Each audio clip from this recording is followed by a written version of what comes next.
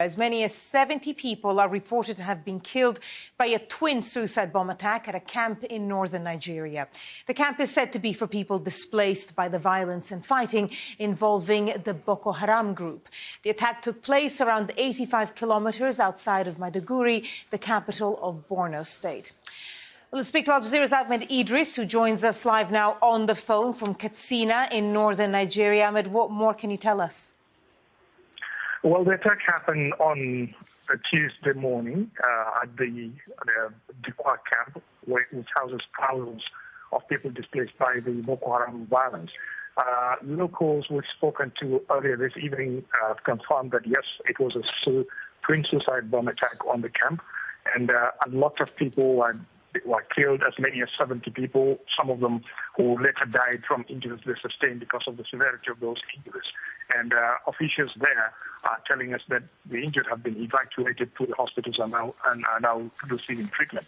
But so far the military has not confirmed the casualty figure, and neither did security services there. But this is coming from officials and locals in the Dikwa area who confirmed that, yes, it happened and that it was a twin suicide bomb attack.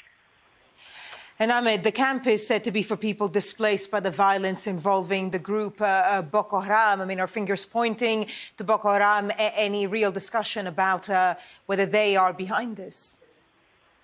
Yes, the finger of blame is already pointing towards Boko Haram. Remember, over the last few weeks, we've seen how Boko Haram has stepped up its attacks on civilian targets, especially. The military has degraded its ability to launch attack and hold territory for a very long time now, after Boko Haram fighters have been dislodged from areas they were holding. You remember, less than a year ago, they were holding territory as large as Belgium in northern Nigeria. Now they have been kicked out of those areas, and countries that supported Nigeria in the fight against Boko Haram, countries like Chad, Niger, and Cameroon, have also seen attacks because Boko Haram said their united front poses a threat to its own agenda for that particular region. And we also saw how they've also stepped up their operations inside Cameroon, for example, after the attacks on Nigeria subsided a little bit.